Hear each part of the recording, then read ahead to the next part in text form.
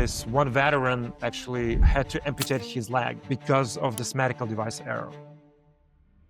One doctor told me that this is like the highest error rate that he's seen in the industry of all devices he used. United itself has been making $1 billion on just that one device. So even if nothing's going on, they're still sending you to take the tests, and obviously it's a profit-making machine for United. I've noticed like nobody's writing about that. Like people only write about rosy stuff, rainbow stuff. Oh, this technology gonna revolutionize healthcare. Venture capital in particular has not had much success, in particular in digital health. Exit is the most important. So when they say generation company, to me, it makes absolute zero sense. And guess what? In healthcare AI, more than 90% of startups fail. Bring people a little bit back to earth saying, hey, there's a lot of potential, but we have to be cautious. Let's not go with this hype.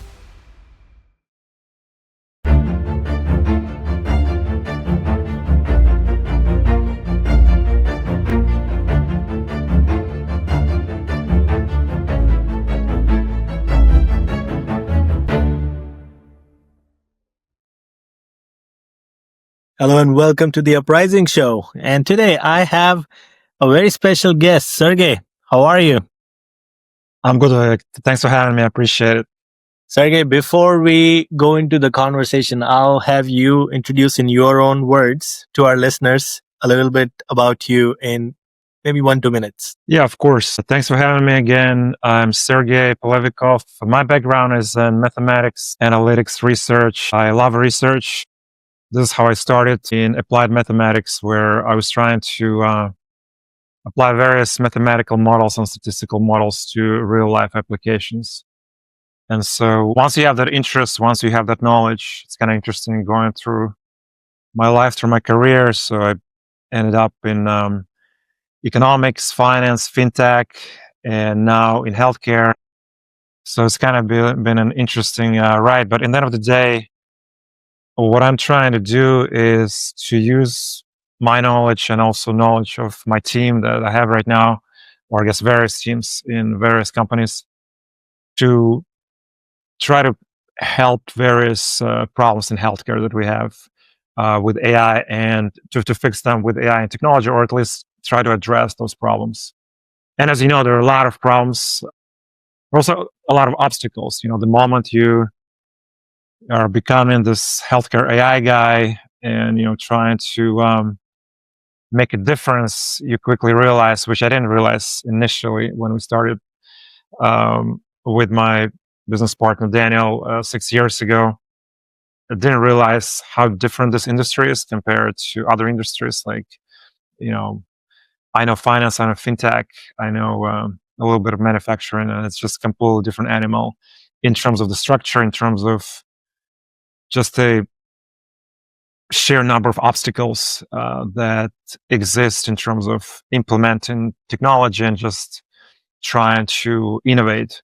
And was a little bit surprising, but also it created a new challenge. So again, my knowledge is in statistics, machine learning. I have 4 master's degrees ranging from economics, finance, applied mathematics, and machine learning.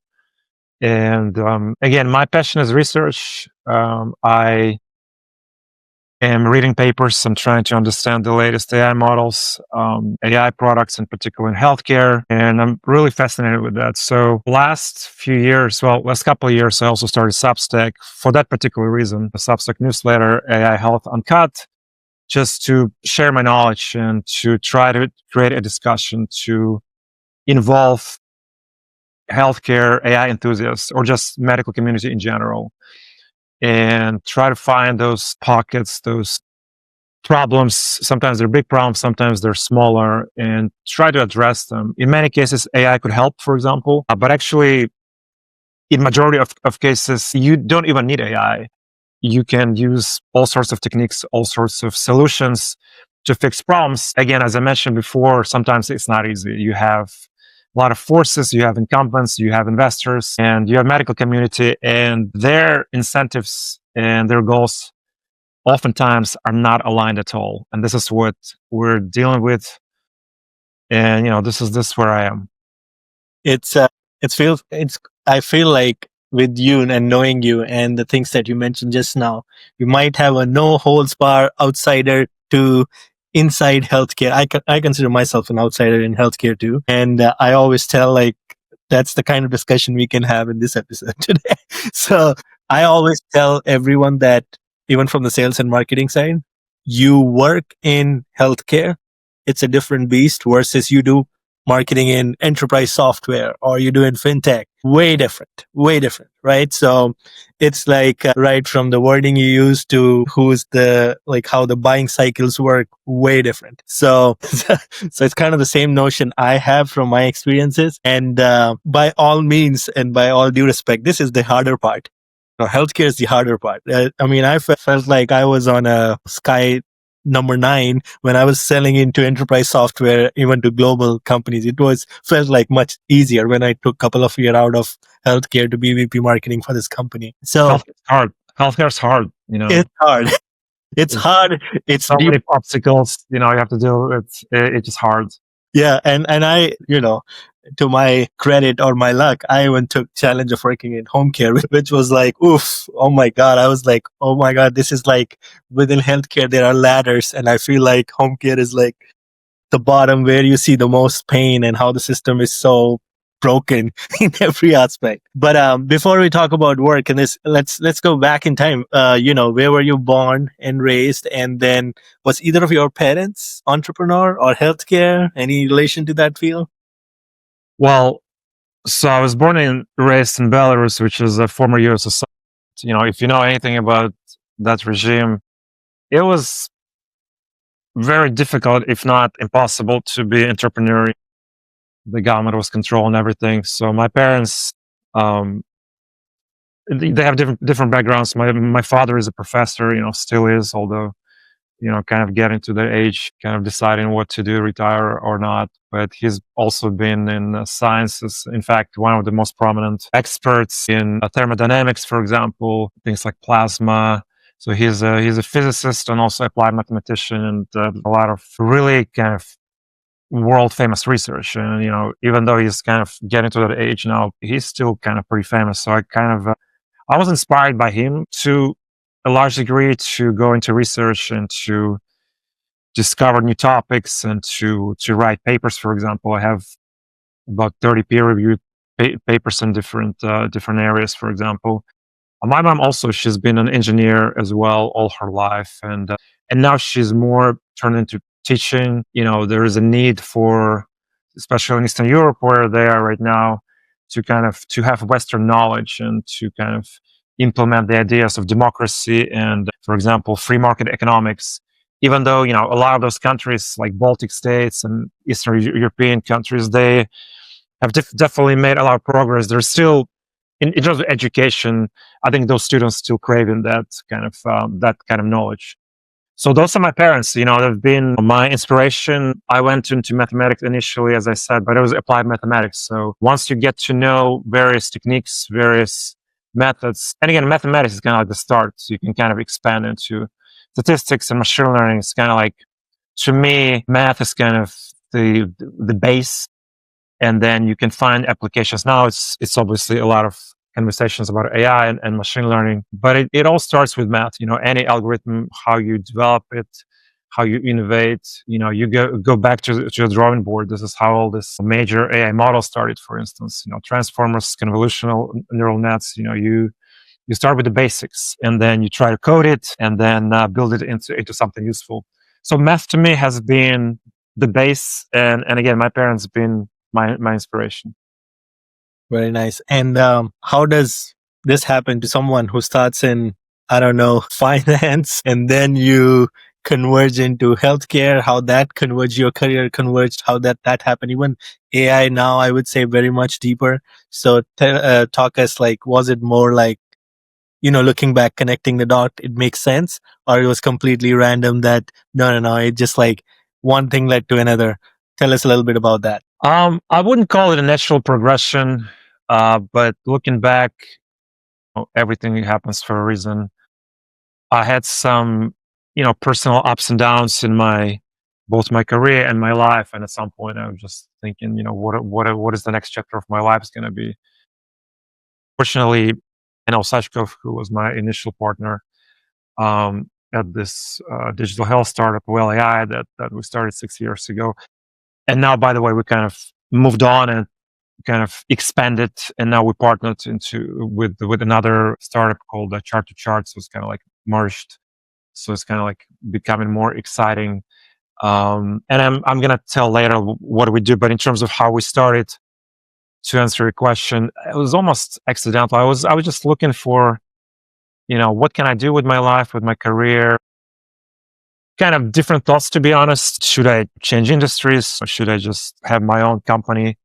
And it's kind of been scary because I've never done this before. But then, Daniel kind of convinced me that through his personal kind of adversities, and also I have some stories as well in healthcare that, we all have those stories, like related to cancer. Your parent either gets really sick, or in Daniel's case, his father passed away from cancer, and he was kind of like grieving for a number of, well, definitely months, I think, maybe years. And then he was kind of thinking back, like, what could have been done, maybe in terms of learning about various maybe medicines and various drugs and various treatments.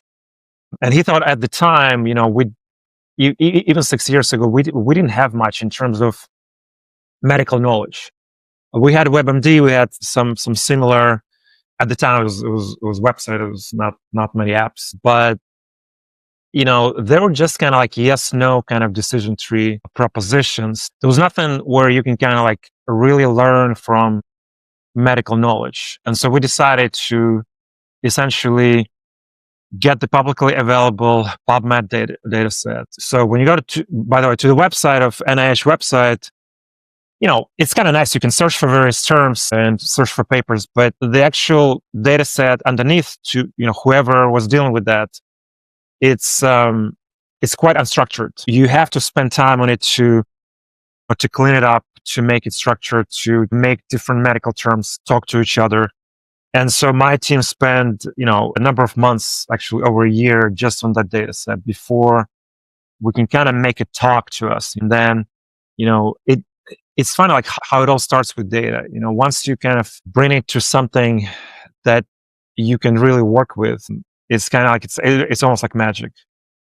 So I don't want to make any parallels, but if you think of open evidence, what they're doing right now, and Up to Date, another digital health company before that, this was kind of our idea, except we thought we had a kind of better algorithm at the time, because we spent a lot of time trying to kind of make those connections between medical tests, diagnosis, vitamins, proteins, whatever was mentioned in any peer-reviewed article in PubMed, we were making those connections. So in my view, like coming from statistics, it's almost like this massive nonlinear correlation matrix where we know exactly how each term of like millions of terms correlate with each other. And that was our insight, because once we have that knowledge, then we build an app that basically kind of like a triage app, except there is no WebMD like decision tree. It's actual neural net that's dynamically changing, because as we add more knowledge, more data, more medical studies, the knowledge also changes. And so it kind of knows what next question to ask, even though there are no trees, it's just kind of like magic. It's kind of like neural net magic. It's kind of like once you start talking, it kind of knows with, probability distribution, what's the reasonable question to ask next. And so at the time, at least, and I actually don't necessarily think there is anything quite like that even exists right now. So for us, I was like, wow, we built something, we were excited. Now, if you remember what it was 5-6 years ago, it was COVID. And so we were building all that, and then COVID started, and we were like, what are we going to do? And so we actually started this initiative to provide free software that we build to medical researchers to try to address and fight COVID. And so if I can just kind of summarize it in a couple sentences, it was basically, I think, the only tool from what I've seen where you could be a genome researcher, you could be like any medical specialty that you think in your mind, I'm not epidemiologist, I'm not infectious disease expert. How can I contribute to COVID. I'm just maybe some genome research guy in my lab. And so, but because we had remember all this knowledge, all those connections, it's just amazing. Sometimes you can see, especially in complex nonlinear relationships, how your particular research can actually contribute to fighting COVID very often. And like people started using the tool and started like finding out those connections. So it was kind of amazing. And we still have that group. Like some people kind of came and gone, but like the core group of researchers, like kind of worldwide, still kind of here, and they're still using the tool. But it was kind of our first application, basically. It was COVID just because it was in everybody's mind, but like in general, you can apply it to anything. We just decided to do it with COVID. And again, I don't want to make it political because like now it's a lot of political issues. Did we need certain things? Their conversation about vaccines. For us, it was kind of like apolitical. Just if you want to use it, use it. You don't want to use it, you don't use it. But just to have those interesting connections between various fields. Now, remember, if you're a researcher or actually any medical or expert or clinician, usually what happens, you've been working on a particular area all your life. You become really, really good. Much better than any of this AI. The problem is, I started with my example in genome research. Usually, you become really good in like 2, 3, especially if they're like big ones, responsible for some really like important medical condition. You keep like publishing those papers and becoming really, really good in those 2, 3 genome or genetic sequences. But you may not know what's happening in maybe like very adjacent area. But because you're so focused, you're so specialized, you don't realize, there's actually some area that actually uses genome research just a little bit differently. But because you were just in this little box. And so in my mind, like this, what we develop, and actually probably others as well, sometimes you think about it, it's kind of like opening this black box that sometimes medical research exists in, and kind of even opening people's eyes about like what exists out there, maybe how to expand my research, how to make it better, maybe in particular area. Maybe I can, collaborate with some experts that I've never thought I'd be able to collaborate. And so this is what to me AI is about, just sort of opening the eyes, expanding those black boxes. And as it turned out, we have a lot of those black boxes in healthcare and in medical research. So you would say, and this was, by the way, this was WellAI, right? That was WellAI, yes. This was our first product, yeah. Yeah, and so I guess what you're explaining is it's more like how you saw this as like almost like not the vertical solution, but something that does horizontally connects the dots and expands it beyond for researchers or for even people who are deep into that research. So that's kind of what it opened for you. That's how you view in general, just AI itself. That's how you're saying it. Yeah. To me, AI is basically this engine that is really good in sort of nonlinear relationship, this essentially complex relationships that, humans just by their nature oftentimes having trouble seeing or understanding. And again, there are obviously weaknesses, and I write a lot about that in my Substack, actually, quite a lot, criticizing various models, etc. But in the end of the day, I have to say there's a lot of potential. And, as with any new innovation, but I think it is especially kind of clear in healthcare, there's some, as you develop new things, you also make mistakes. And so with all this, like, obviously any new idea, any new innovation, you kind of like, you go through the life of the product, of that innovation, you make mistakes, and this is how you kind of develop it. This is how you grow it. Unfortunately, like healthcare, obviously people are super sensitive because first of all, we're dealing with real lives here. Second of all, it's still a lot of uncertainty. Actually, it's pretty certain that it's still the physician who is the final decision maker, especially in things like diagnostics, treatment, medical advice. And so, they have to check and recheck whatever tool they're using, including AI. And so there are all these like examples. AI made a mistake, and obviously it always like becomes the main story in the media. And so people are reading that, they're like, oh, should I be cautious? Should I not be cautious? So a lot of questions, but also a lot of opportunities. And I'm excited about the opportunities, but as I write in my Substack, you have to be aware and to learn lessons from the weaknesses and mistakes that AI is making. Yeah. And that company, WellAI, you said this got merged into some other company now. So you're still involved as a board member, I guess, still with the company, or? Yes. So as a board member, so first of all, the company still exists. We just kind of created this horizontal partnership essentially with Chart to Chart. So I'm the founder of WellAI and also board member of Chart to Chart. Chart to Chart, what it brought to us essentially what we didn't have, which is anything but AI.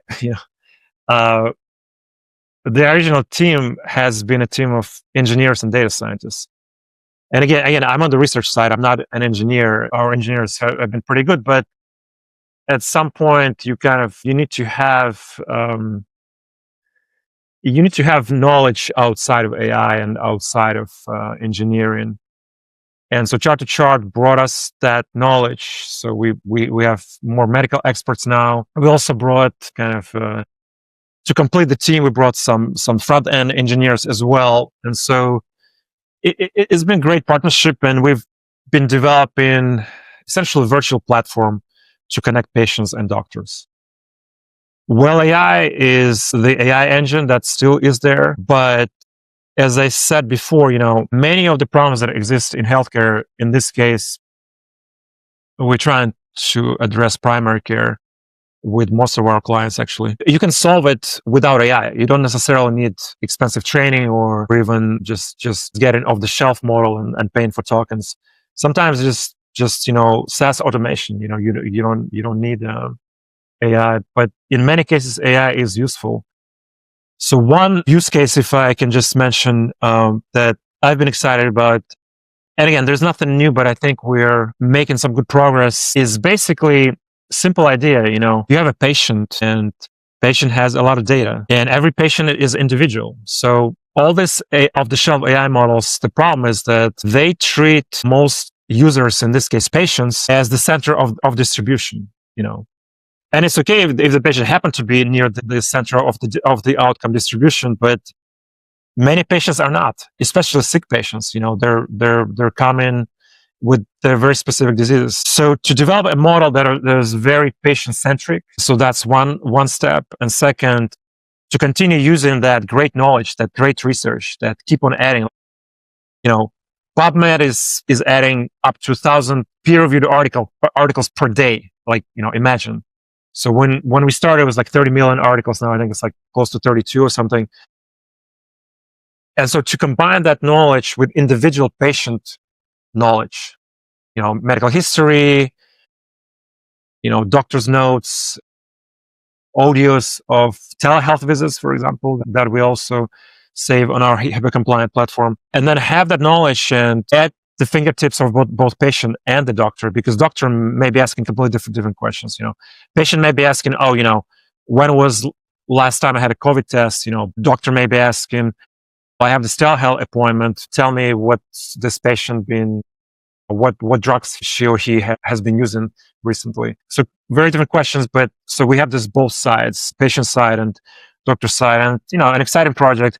Again, nothing new here. I think everybody wants to use as much data as possible, but to have this just nuances to be able to code them, to create that infrastructure, that's been an interesting challenge for us. And this is also because you're a researcher, so this is a ton of data. And now, is that shaping into you also, I guess, starting your own Substack and going more sharing there? Is that parts and parcel of this journey itself, or is this completely different that you thought like, okay, I got to bring this knowledge to something I found? What is it? I like research, as I mentioned. I like writing papers. So, my startup has been taking all my time. So I've been publishing here and there, but obviously not as, productive as when I was like, TA and working at the university. So I kind of miss that kind of part where I can kind of share, write something, share my knowledge. And so it started actually 2 years ago as a hobby almost. And so, but then it's kind of like went viral a couple of times. I started writing about not only AI, but also things like, companies that are kind of have gone wrong. I've noticed like nobody's writing about that. Like people only write about usually what they see in the press releases, like rosy stuff, rainbow stuff. Oh, this new technology gonna revolutionize healthcare, as they always say, right? But then you look kind of inside. So this was kind of my job, to look underneath and to look at the product, to look at the AI model, and say, well, it may not be as rosy as you guys think. So this has kind of been the kind of premise of my articles, but also exposing things like fraud sometimes, which is unfortunately we have sometimes in this industry. So I wrote about companies like Babylon and Hippocratic AI, and also again, I'm not a legend. I mean, I think in Babylon's case, there's definitely some irregularities. Hippocratic, I was just pointing out that after many interviews and my own research, just pointed out that sometimes what the management is saying about where they are, in that case, on healthcare AI agents, is completely different. Talking to somebody inside the company and basically to an engineer who says, we're not even close to what our CEO is saying. So to get those insights and kind of like to basically bring people a little bit back to earth, saying, hey, there's a lot of potential, but we have to be cautious. Let's not go with this hype. So this has kind of been an interesting area for me. And then the one that I want to mention, which is I'm still trying to kind of, figure out why the Department of Justice, for instance, didn't pick it up. I don't know, maybe they already know this, but to me, when I looked at the quantum flow device by a company named Semler Scientific, which is this company that provides PAD medical test device, as I said, quantum flow to companies like United Health and others. And when I looked at that product, at that medical device, I found that, just talking to various doctors who used it, that the error rate was just through the roof. In fact, one doctor told me that this is like the highest error rate that he's seen in the industry of all devices he used. Yet, companies like United chose that particular product. And again, if you think about like things like false positives, they want you to make that mistake. Again, I'm kind of a legend here, but like if you think naturally, what's profit maximizing for companies like United and also Semler to do more tests? So to have that false positive like through the roof, to say, oh yeah. So even if nothing's going on, they're still sending you to take the tests, and obviously it's a profit making machine for United. United itself has been making $1 billion on just that one device. And so when I looked at it, when I talked to people who use it, and also unfortunately people who's been harmed, who have been harmed with this product, it wasn't pretty. And then I noticed that DOJ is looking at the same device, with United. I don't know, usually they have all these lobbyists. I wouldn't be surprised if they're going to settle in the end. But one thing that I think they may have missed is that it's not only financial thing for United and Semler Scientific and actually a bunch of other companies. They're actually harm to patients. So when you take excessive unnecessary tests, people get hurt. In one case, actually, because of this test, or at least like according to my source, again, I want to be careful here, but according to the source, this one veteran actually had to amputate his leg because of this medical device error. So, so even though I'm an AI guy, but sometimes you kind of like, you feel so bad for what's happening in the industry and so many things that are, let's just say not kosher, and sometimes outright illegal. But again, it's up to the authorities to kind of to decide on that. But I thought like my knowledge and my investigation would have been helpful when I'm kind of putting out there, in hope that maybe somebody decides to talk to me. Sometimes people reach out. I've talked to people in Congress about various things that are happening in healthcare. Basically trying to make a difference not only in technology but also through policy. This has kind of been my other passion, I guess. And let's talk about this a little further, because on your Substack, I mean, you've written substantial articles by now, so it's no more a hobby for sure. is this the main thing now for you to go further with this? Is this the passion you're pursuing? And is there any vision for this? And, I've seen some topics which were obviously the VC bros, those have destroyed digital health. And I definitely want to, I want you to pick a couple of them, maybe to just share what sparked those feedback from your side, or just push back what you got and what you learned from it. Yeah. So let me think how I can summarize this.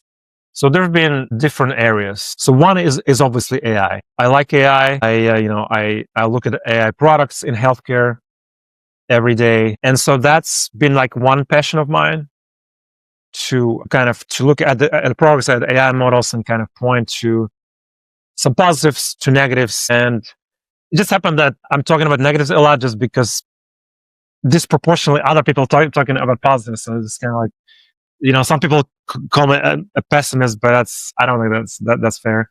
But just kind of pointing out about things like,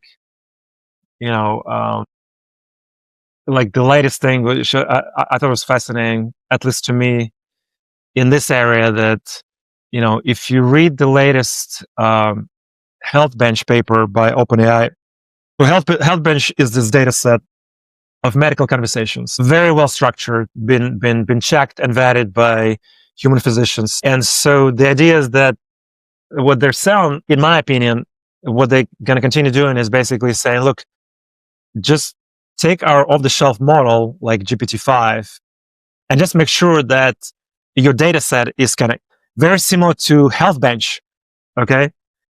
And that's basically it. You don't need even to fine-tune. This is basically like a money saving for you. So it's kind of like weird that essentially, if you think about it, they're using this data and feeding into this very, general foundational model, essentially as a prompt. So what they're saying is make sure your data set is so good that our model actually understands it, and you're all set. You can use it in healthcare, anywhere. So I think this is what they're moving. I think this is where, obviously margins are higher there in terms of,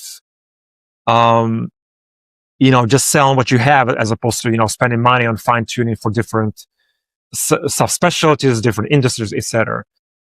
So now think about, 18 months ago, when we're talking about MedGemini, and before that, MedPalm 2, and all this like large health organizations like Mayo Clinic got into, I think spent like millions on MedPalm.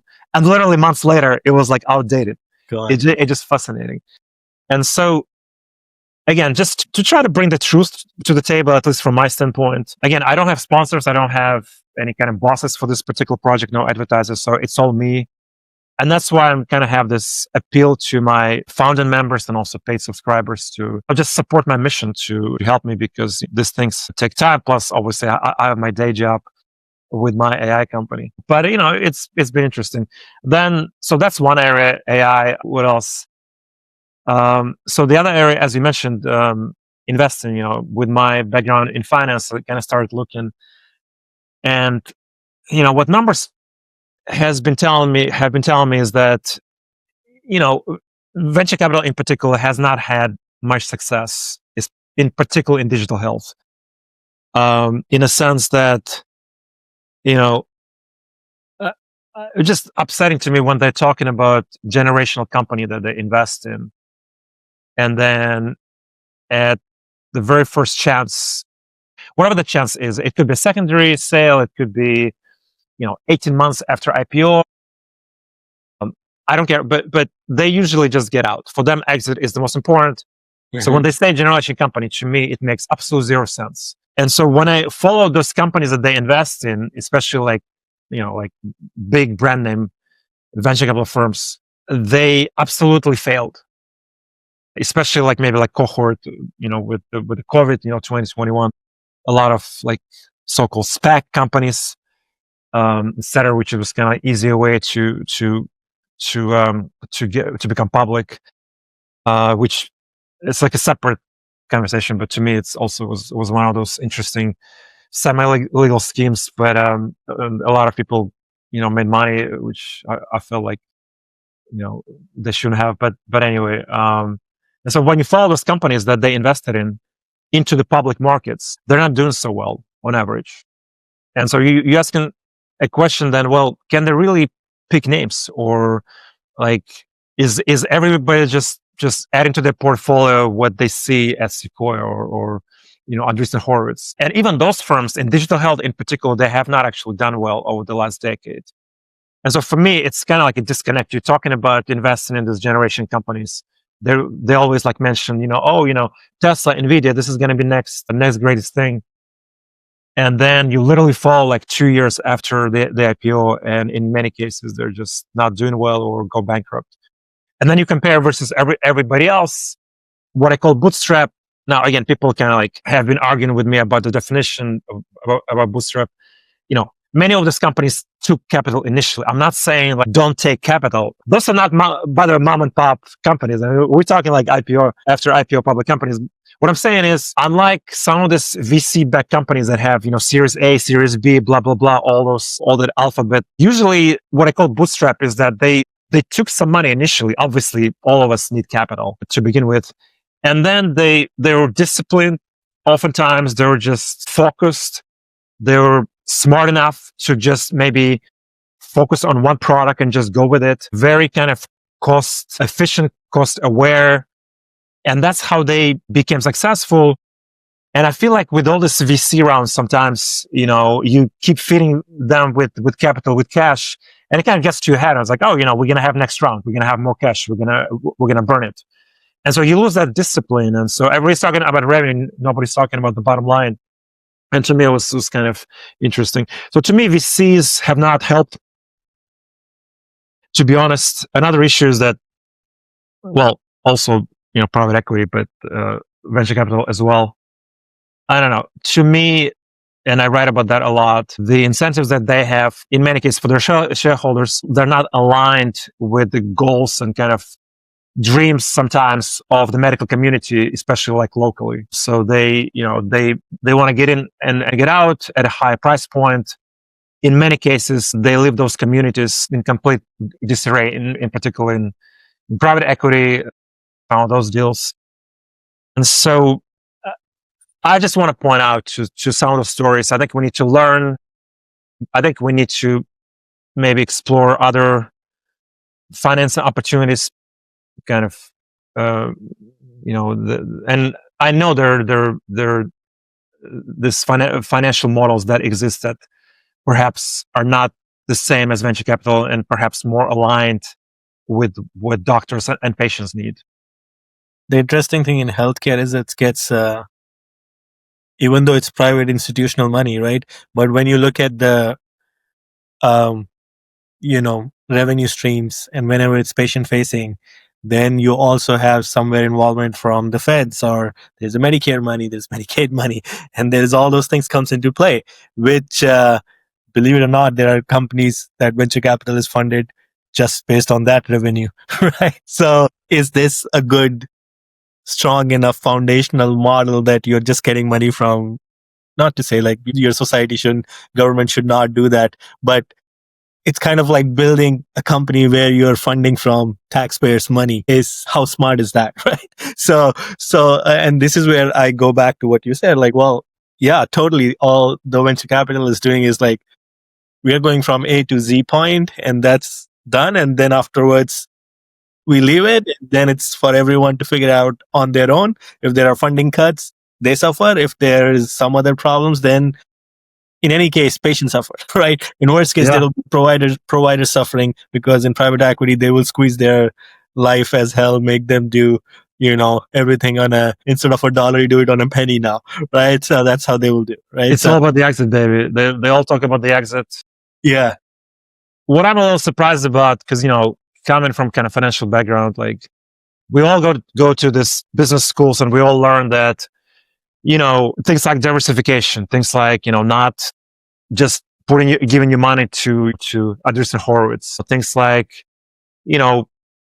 diversifying your alpha, for example. So, why do you keep, for example, as a pension fund, which actually the ultimate investors, you have to remember that venture capital, they're not investors. They're playing with somebody else's money. Okay.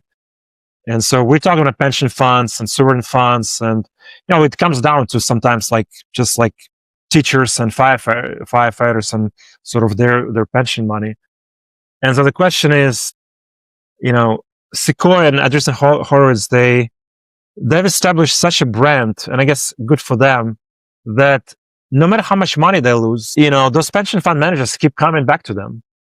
And so to me, it's not exactly, free market. It's I don't know, it's a lot of politics. It's a lot of sort of fear for, being fired if you're like a mid-level manager at a pension fund, and God forbid you invested outside of Sequoia and Andreessen Horowitz and all this, General Catalyst, and then something goes wrong, then that you're gonna go. So the safest thing to do is basically to invest with brand names. No matter what they do, they do anything they want. They lose money left and right, but they keep getting propped with this pension money, and it's just ridiculous, especially in healthcare when this company is getting bigger. I feel like at the expense of medical communities, and they're just wrong. It's like in tech there is the saying, right? Like about the brands, you don't get fired for buying IBM. Exactly. That was the same thing. It applies to venture capital. I guess the branding is a thing, right? So that helps in that way. But more on the positive side, have you seen any, or is there any healthcare company that you feel like they're doing well in terms of really financially running tight and doing well? Is there one or two examples that you have in your mind? Yeah, I feel like the ones that we had IPO, like Armada Health and Hinge Health, I feel like they're doing okay. I looked at their S1s, and just read, just know about their products. I think there's a lot of opportunity, and we didn't have many IPOs, but this two I felt like were pretty good. There's a company like Sword Health that I believe are net positive in terms of bottom line, in terms of profits. But in general, hard to find. There are a lot of great companies, just hard to find money-making companies. That's been the problem for healthcare. And again, there are different reasons, not necessarily sometimes related to that particular startup. Again, it's coming back to the structure of the industry.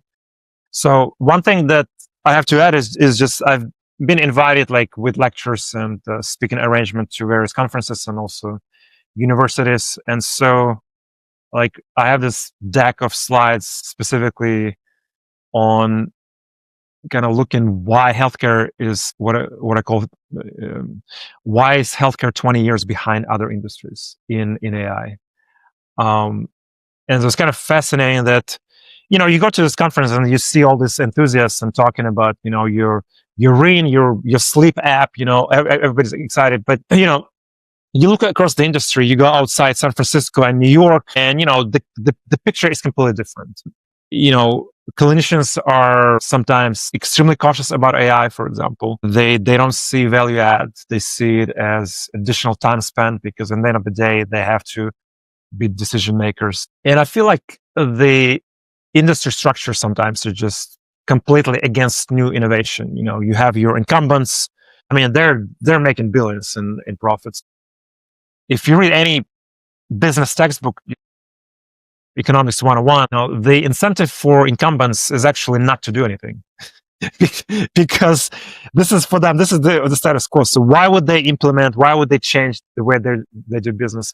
Of course, they're going to say in every conference, in every press release, oh my God, we're implementing AI. We're going to be the next AI company.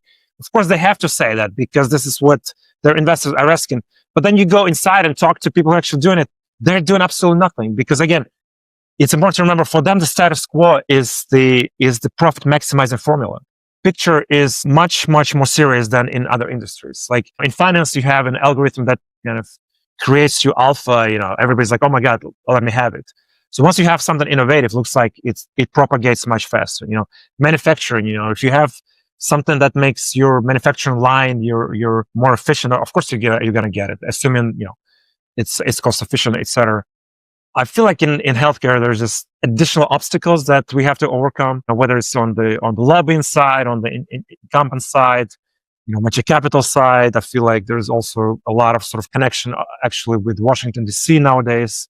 And it's just, as we started this conversation, healthcare is hard. Yeah.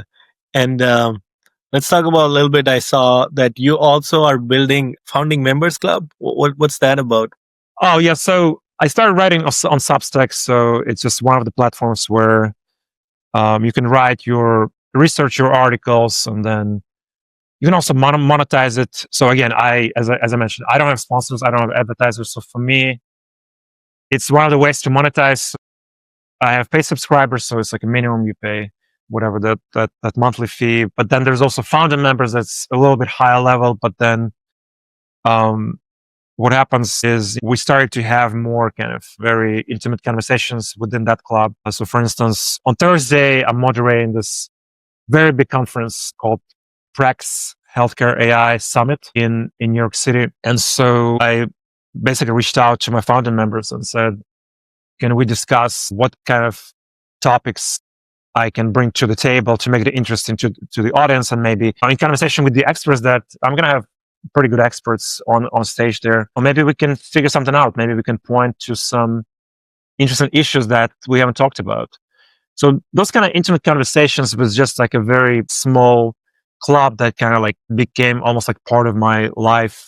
It's become very interesting. So what this Founder Members Club essentially, this is kind of like the name that Substack uses. It's kind of like a smaller club. You pay a little more, but then you can have individual conversations with me. We're having separate discussions, as I mentioned, on various topics just within that club. And also what I'm also doing, because at some point I've noticed I have so many students reaching out to me saying, hey, can I have access to your Substack? It's so interesting. And what I'm offering through this Founders Club is basically, if you become a founder member, you can sponsor 5 students who cannot afford, for example, to pay for this research. And so to me, those are great people. Now I have 19 of them. And also paid subscribers, which is in hundreds now, which is like, amazing how it quickly grew. And the total number of subscribers is almost 8,000 as of today. So it's been very interesting. Again, it's kind of like started as a hobby now. I kind of feel passionate about it. I do run a company, and I also have a consulting company as well. So it's like a lot of projects going on at the same time. But writing being my outlet, and especially sharing something that I've learned and then getting feedback has been like so interesting and so intriguing, and trying to implement that and trying to find ways to make it useful to the whole industry. Has been such a kind of passion of mine. And interestingly enough, like a lot of the speaking arrangements that I'm having and actually lecturing to students also kind of in a funny way came from Substack, not from my daily job, which is kind of fascinating. Yeah, that's funny. There is, I guess the question is, are you now thinking it bigger for this Substack to go even bigger now on something? How are you feeling about that, to taking it to the next level? And what are you thinking? I guess that's the question. Almost like you're a creator right now Yeah. So what's the... I can imagine how it's grown.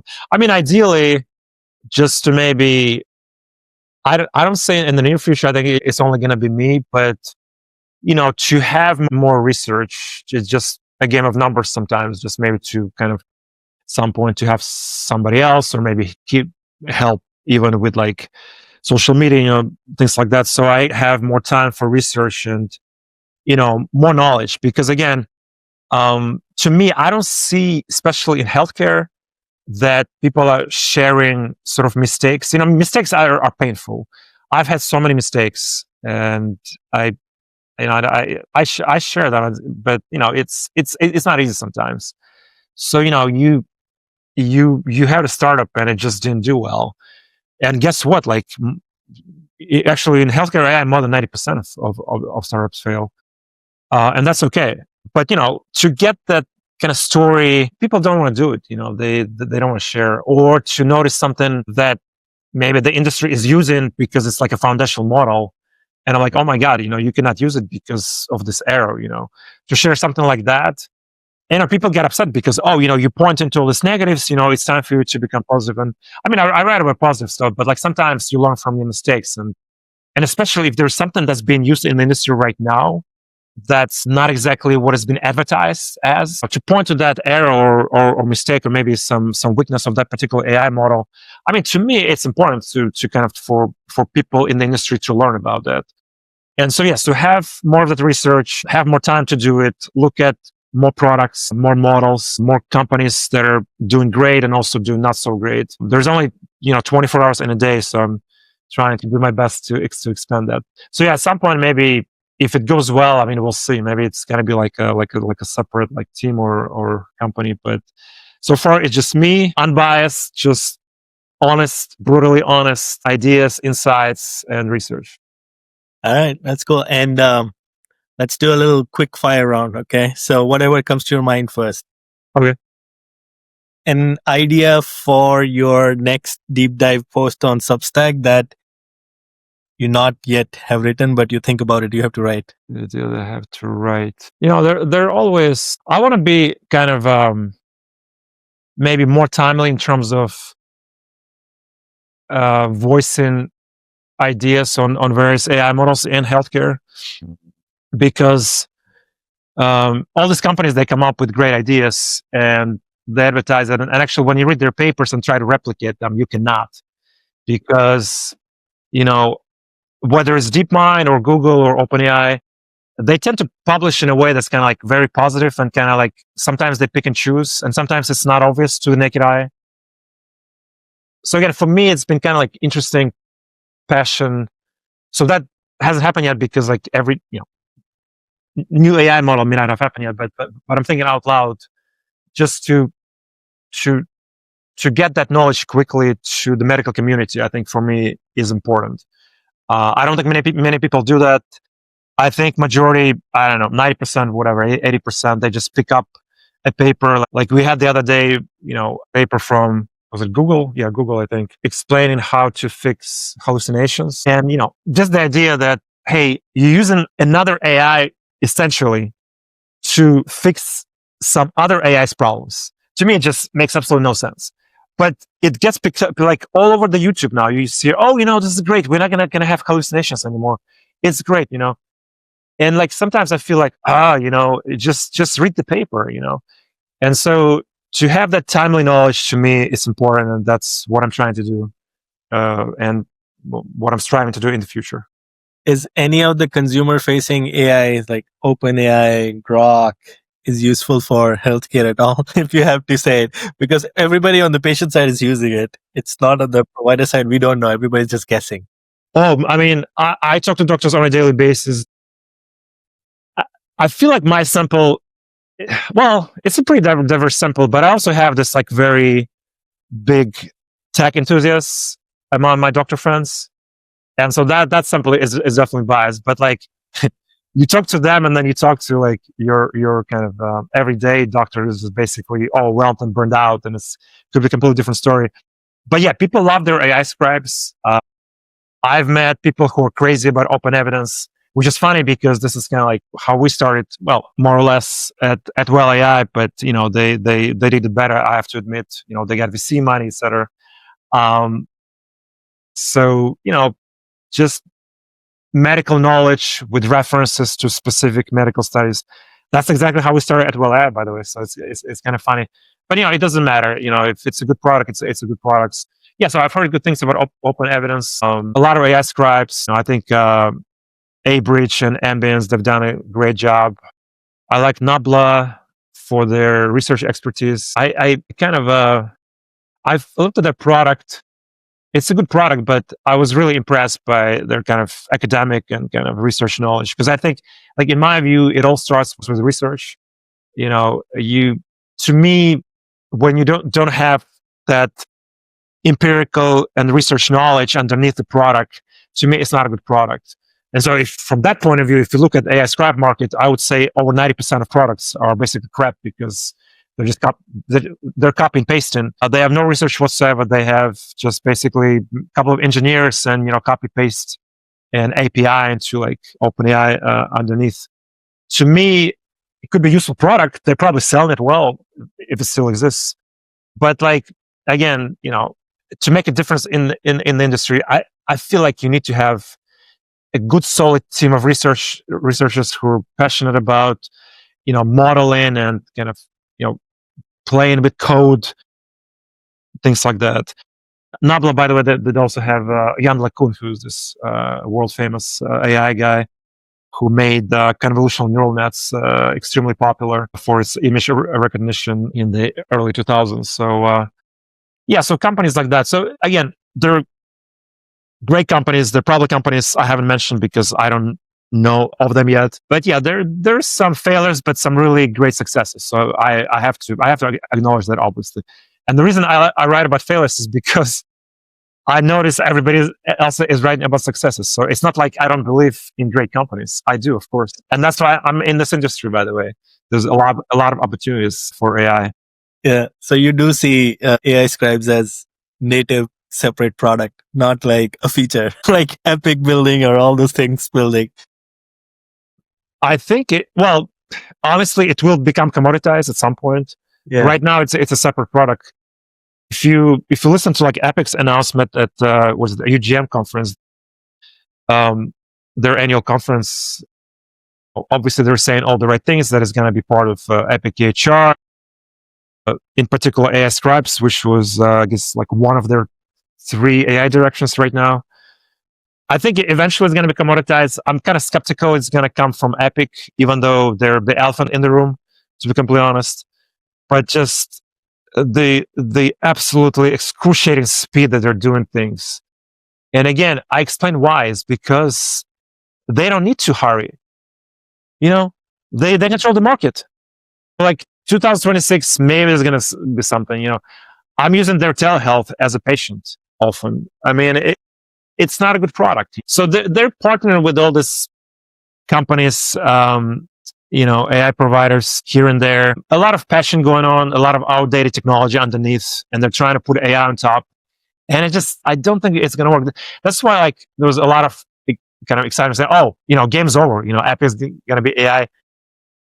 I'm kind of skeptical. I still believe that, in particular, like this bigger companies and AI scribes, just the way they build their technology and how clean it is, and on the API side, and just how well technology works. I think there's still going to be a market there. But again, there's just so many what I call AI tourists. Those are going to disappear at some point. But actually, they've existed for a while because the market is so fragmented, not just in terms of technology and also health plans, but also geographically. If you're in particular area, and especially like maybe mid-sized clinics, whatever, like down the street, you said, hey, we're using this product, maybe we should try it too. So you may have some temporary success, I think, but eventually, I think it's the products that are high quality products that have research behind them with the companies that I've mentioned before. In my opinion, those are long-term successes in the industry. I have seen this movie of EHRs trying to be, Right. they are at the end data solutions, right? That's how it started, right? And I've seen this movie, then they started to be like patient engagement, patient experience. They tried. All they did was they confused the market because they have distribution. So they get the first deals done, and then it starts reversing. Every doctor starts hating them. It's like, no. This doesn't work. The PMS doesn't work. It sends random text messages. There's no workflow. It increases work. Then it goes back. And then again, there were so many independent patient engagement solutions, texting solutions, all came afterwards. And then that's when it was, right? So, and eventually, one of the success, I worked for one of the company. We came as a Telederm solution from Germany to New York. That's how I came. And then we figured out the bigger problem was to solve communication problem. So we really focused on just one thing, like really focused on how do we solve communication between practices and the patient. And then how many people who are involved in care coordination, let's involve all in one chat room. That was the secret for us. But we automate the phone, we tried transcribing the phone, showing that as a text message in the chat, all those things, very specialized. And that led to that product getting acquired by a EHR company, Modernizing Medicine, acquired it. Clara still exists as an independent product, Clara.com. Every time I've gone into this, every doctor used to say it in the early days, like, hey, we have messaging. Why do we need you? And then And then they realize, and then they're like, these people who are right now, even at Claire, I spoke with a doctor a few days back. It was like, my practice runs completely on this because outside of EHR, and now it's integrate also. So things change. So I don't think all this is just like EHRs can try what they can try, but there is so much baggage and legacy that they can't build really specialized solutions with the same tech. They're just going to put plasters and they're going to fall apart, and then they're going to acquire another company that specializes, bring that in, and then make it part of their suite. That's how they're going to go about it. There's no other way in healthcare. At least I really, when I saw the world going crazy about Epic, I was like, well, it's all hype. We'll see it after a few years how it settles down. What's, I guess, one post on your AI Health Uncut you would say that a provider, payer, or founder should or must read, and why? There were a few. Now, by the way, every post that I make, every article, I try to put my heart into that. It's always evidence-based. I don't try to kind of like wave my hands and try something. I think so. There was a series of articles, for example, on the benchmarks, which to me is one of the most ridiculous things that's happening in the industry right now. I'm not sure if it was like a specific one, but I think there maybe like the one started with, I mentioned Health Bench. So let's see. So I had a bunch of articles basically on AI models and AI providers, trying to beat various benchmarks. So to me, that's the most ridiculous thing. I like open evidence as a product, but I didn't like what they did in terms of, claiming they have 100% accuracy on USMLE exam. And again, I have a bunch of articles that with like different names, but I always like to point out that, you have to be careful, what's in your training set, what's not. And again, like throwing a 100% number and then literally 2 weeks later getting like a great funding round. To me, I was like, oh my God, like the timing is just so ridiculous. I don't remember like what was that number, but they got like a couple of $100 million or something, or even more, like literally after that announcement that basically that's it. They solved the USMLE problem. So USMLE, by the way, multiple choice questions, they're all past exams because that's how they learn how to, how to ace those exams. So it's not like they're taking a live exam, right? Second of all, like doctors I talk to, they're like so what? It's like, so, it's just a multiple choice questions. Like it's not like they're gonna ace like everyday clinical setting, And then there was this paper by Stanford researchers basically saying, look, it's what I call the old panda versus gibbon problem. So just to back up a little bit, so in 2015, 10 years ago, it was 2014 maybe, it was one of the good, at the time, like the state-of-the-art convolutional net models by Google, and somebody basically decided to kind of to test the model, and so they had a picture of panda. So obviously to human eye, I mean we know it's panda, and with about 60% probability, the model also picked up that it's panda. They added less than 1% noise, which is basically to human eye completely unnoticeable, right? It's still a panda, even with the noise, right? Because it's like so minute, so you can still see clearly it's a panda. But at the time, the best AI among convolutional nets, which was Google's, said that it was about 90% gibbon. And so, well, these researchers, they didn't mention that particular problem, but it kind of reminded me of that, and I wrote an article about it. They did like something very similar. They basically said, for every correct answer that we have in the USMLE answers, for every question, there usually, I think, 5 multiple choice. So we're going to replace the correct answer with none of the above. So like for a human, obviously, if you know there was a correct answer and you replace it and you don't see any correct answers, so you're going to say none of the above. So naturally, if it was like even like elementary, like a reasoning model, they would say, okay, I knew what the right answer was. In fact, they can 100% open evidence. Open evidence, by the way, was not part of the sample, I have to say, but I'm pretty sure that number would not be 100 after this little exercise. But every other model that had like in the 80s, in the 90s, once you introduce that little noise in the answer, like literally one question replaced, which the model knew was the right question. It's not like it's the same old exams. All of a sudden, it's like completely confused. And so the numbers dropped like for GPT 4.0, because this is what they use at the time, dropped from like 86% roughly to 48, I think. So basically by half. All of a sudden they're like confused. And so to me, it's like, you're training right now, all this probably benchmarks are part of your training set. And you're basically like essentially cheating on your exams and advertising to everybody. Oh my God, I'm so good. But then a little bit of disturbance in the questions, and that's it. The AI is confused. So you have to be careful with those claims, and so it's kind of interesting. And I think that was part of their pitch to their investors, saying, "Look, we have a good model. Look at our accuracy numbers." And so this is a little bit dishonest. I think even the data scientists there know that that's kind of not the right way to present, especially with 100%. I mean, come on, like we all took statistics course. There's rarely, if ever, something in statistics you can even predict with 100% probability. That's why it's called estimation. That's why it's called prediction, because there's a confidence around it.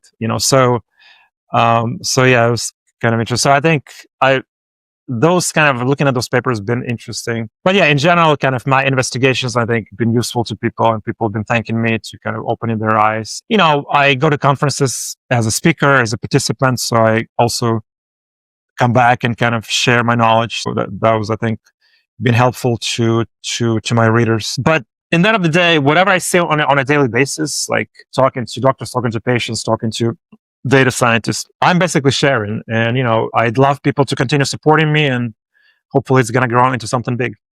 Yeah, why not? Well, this has been great. We'll put a pause to our conversation here, and tell me, if people want to get in touch with you, what's the best way to get and connect with you? Yeah, so I'm big on LinkedIn, so just DM me and Substack. I think these are my two main platforms right now. All right. We will have these links also in the show notes, wherever you get this show from. And Sergei, once again, thanks for your time. This is probably one of the most candid, intellectual, and truthful conversation I've had in the last few months, let's say this. And I will be delighted to have you back sometime soon, once you're ready to again share and open your Pandora's box. Yeah. So we'll have that. Once again, thanks for your time. Thank you, Vivek. Thank you. Appreciate it.